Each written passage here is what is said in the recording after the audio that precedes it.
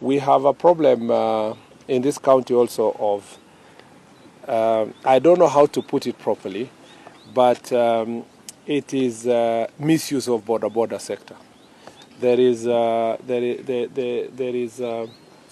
great fear in this county that some of the bodaboda operators are being hijacked for criminal purposes in the name of political support.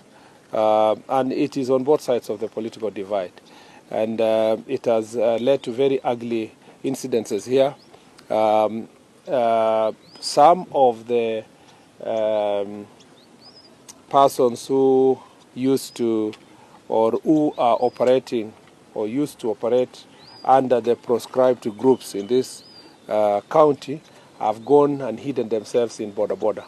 The danger is what we saw on 1st of September, where there was a very ugly scene in this town. We want the bodaboda sector to be regulated independent of political interference. And we want the NTSA to work together with the relevant authorities in county and national government to license the bodaboda circles and to regulate and punish those who are involved in criminal activities. Some of these bodaboda groups are being used to harass people, beat them, torture, and this is not acceptable. We have agreed in the security team that there will be a major crackdown with the support of security officers from the national level to support the county security team to bring order in the bodaboda sector. And we will do so without fear or favor, without ill will, without considering political affiliations, because we want the people of Kisii to live in a peaceful environment.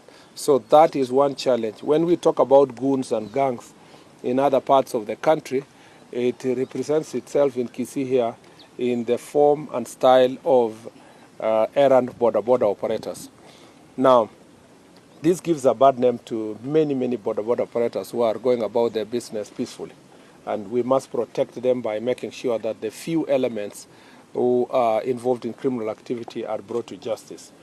I want also to emphasize here that in the same sector, we must find a way of ensuring that the economic activities can benefit young people, because it's a multi-billion economy.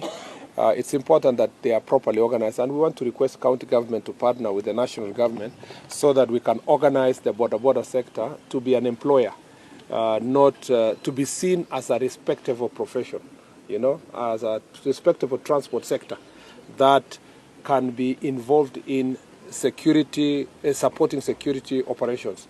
In some counties, and I'm very impressed in some of these counties, it's actually the bodaboda chair sits once in a while in the county security team. And the county security team benefits immensely from the intelligence that is collected from the bodaboda sector. There is no reason why it should not be the same in Kisii, where a properly organized bodaboda sector, where their leadership is consulted and they work together with the county security team so that they can foster good security.